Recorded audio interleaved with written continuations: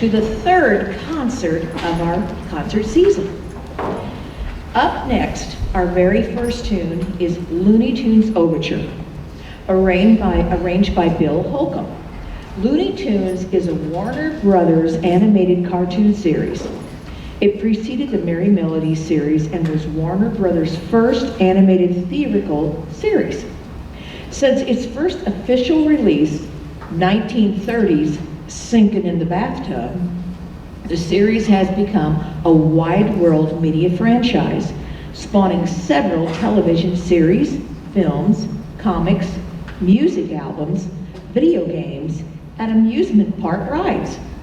The series features some of the most well-known and popular cartoon characters in history, including Bugs Bunny, Daffy Duck, Tweety Bird, and Porky Pig. From 1942 until 1969, Looney Tunes was the most popular short cartoon series in theaters, exceeding Disney and other popular competitors.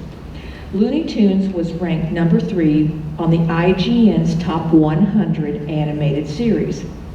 By 1937, the theme music for Looney Tunes was The Merry-Go-Round Broke Down by Cliff's friend and Dave Franklin.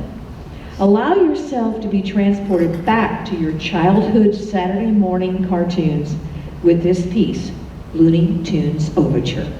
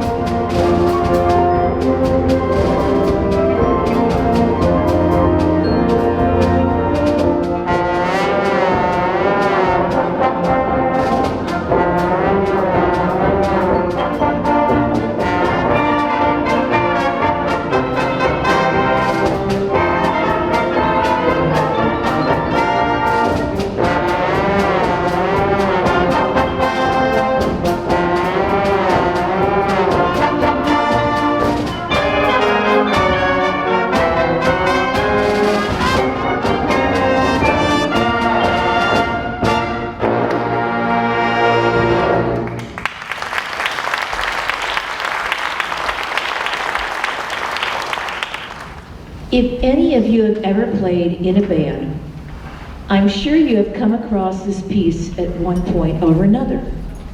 And if you haven't played the tune, I'm sure you'll at least recognize it. Irish Tune from County Derry is a non-famous tune from the county of Derry, also known as Londonderry, in the northern part of England. This well-known arrangement by Percy Grainger features beautiful, delicate part writing for both woodwinds and brass, highlighting each family in tune.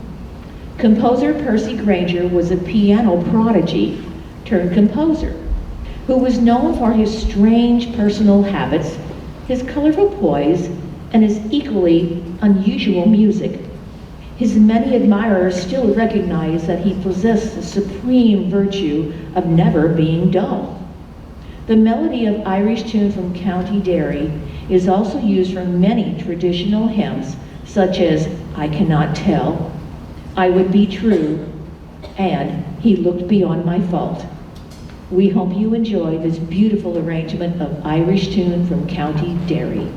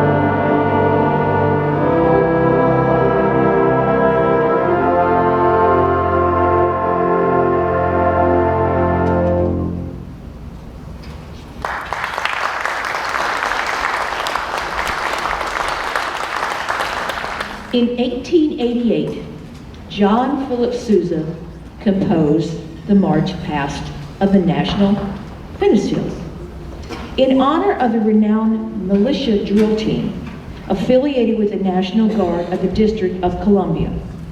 In 1890, the rival drill team of the Washington High School asked Sousa, a native of the district, to compose a march for them, and he obliged with the High School Cadet March, now generally known simply as High School Cadets.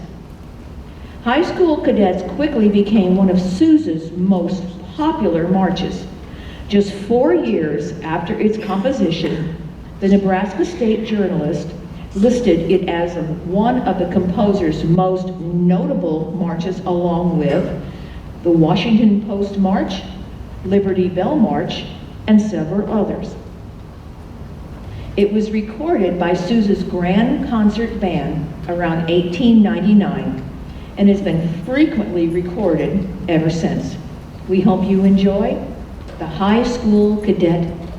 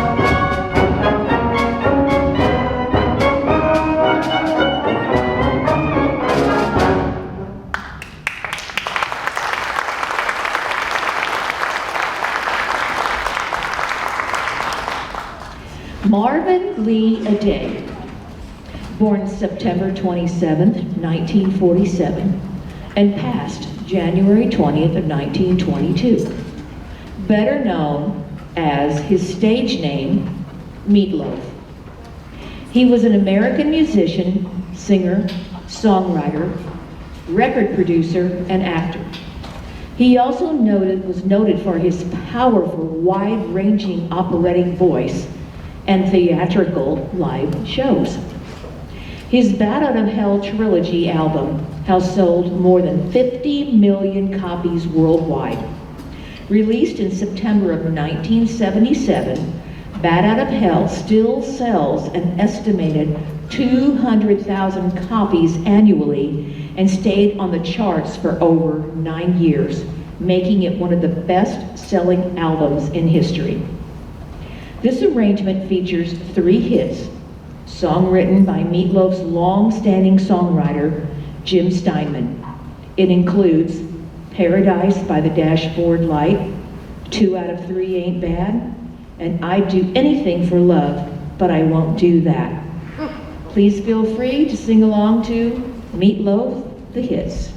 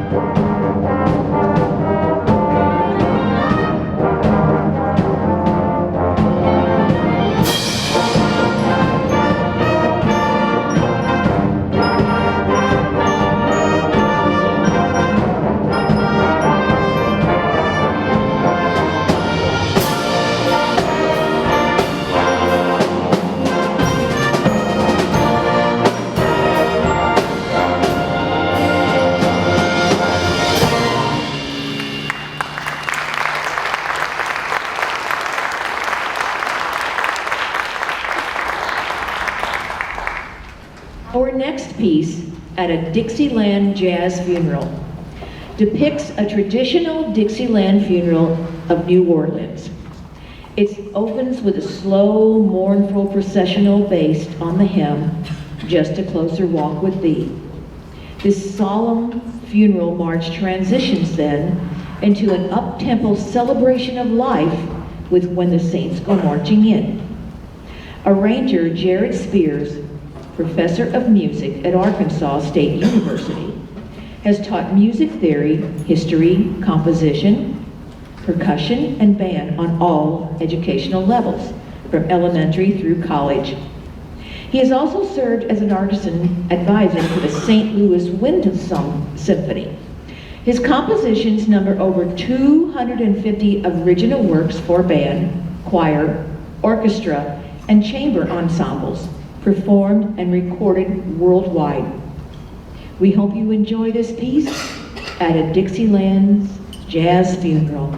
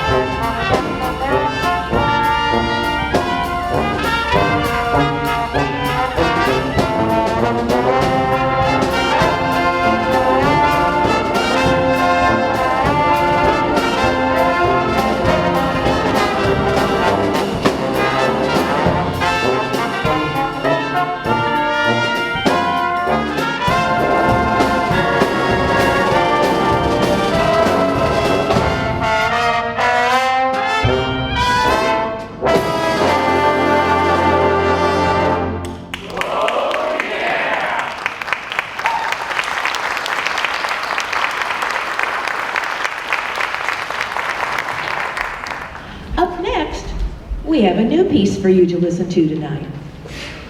A Symphony of Sitcoms. It's a nostalgic, medium-easy concert band medley arranged by Paul Jennings. It brings together iconic television theme songs from the 1950s and the 60s. into a single cohesive production number.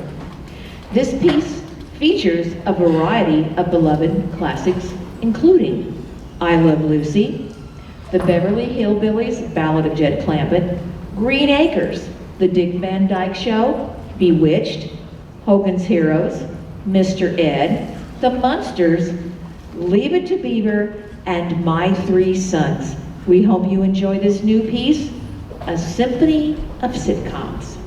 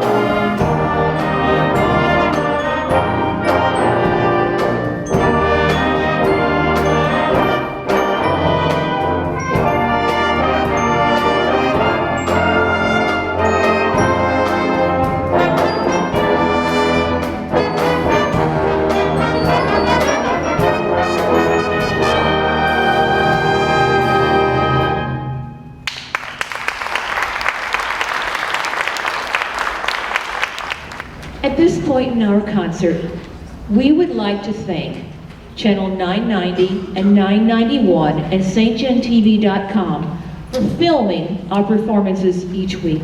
Let's give them a hand. Thank you so much, you guys.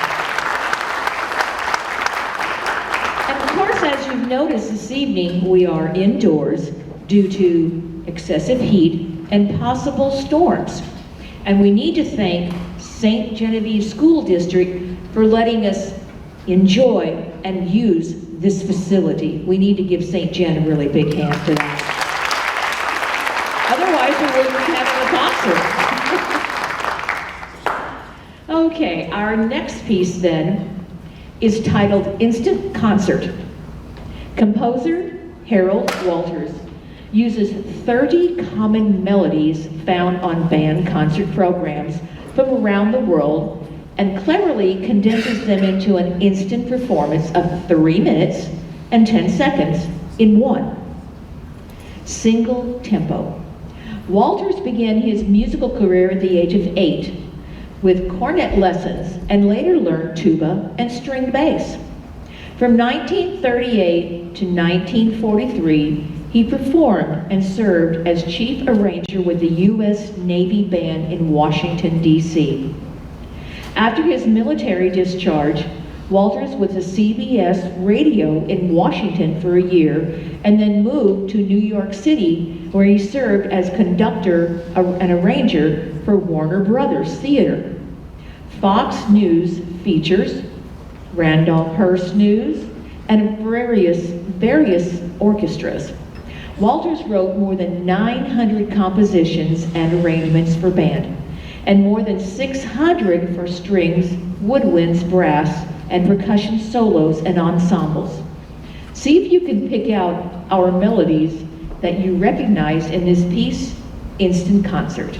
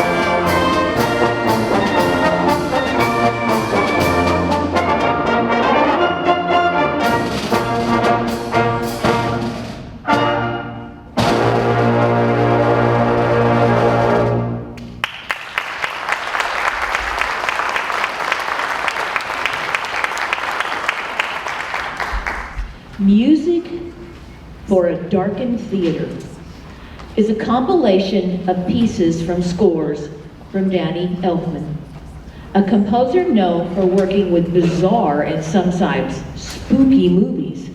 In 1985, Tim Burton and Paul Rubens invited Elfman to write the score for their first feature film, Pee-wee's Big Adventure. Elfman immediately developed a repertoire with Burton and has gone on to score all but 2 of Burton's major studio rehearsals. Tonight, music for a darkened theater includes themes from Edward Scissorhands, The Nightmare Before Christmas, Spider-Man, Beetlejuice, and Tales from the Crypt. We hope you enjoy music for a darkened theater.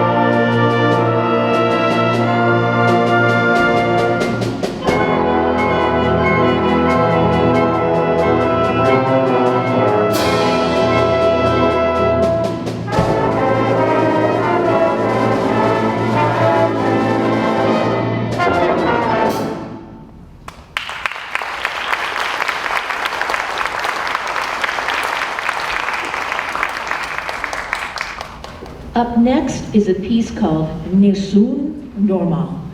When translated, means let no one sleep. Nessun Dorma, composed by Giacomo Puccini and arranged by Kenrick Coda.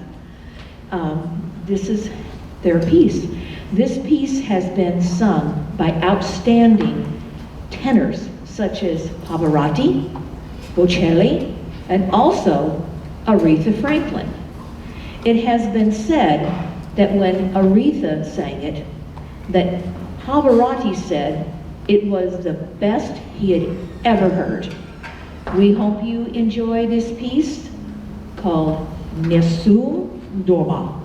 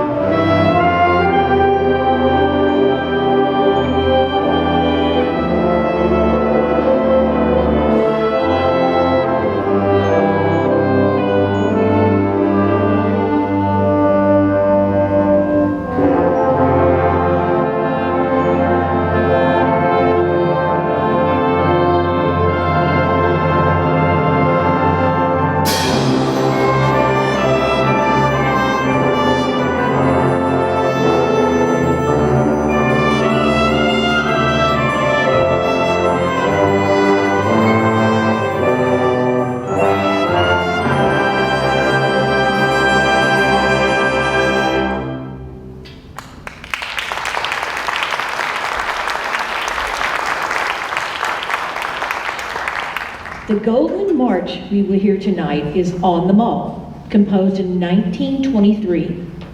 The phrase "on the Mall" refers to the mall at the Naumburg Bandshell, where Goldman's band frequently performed in New York City's Central Park. Goldman composed On the Mall to honor Elkan Naumburg, the financier of the Bandshell. In a technique identified with Goldman, the trio is predominantly sung by the band members and then repeated with whistling. A great believer in public participation, Goldman encouraged audiences to sing along and then whistle or clap with the band in performances of On the Mall. The concluding strain of the march can also be sung with lyrics written by Goldman's wife, Adelaide. Feel free to sing, whistle, or clap along with this band as they perform On the Mall.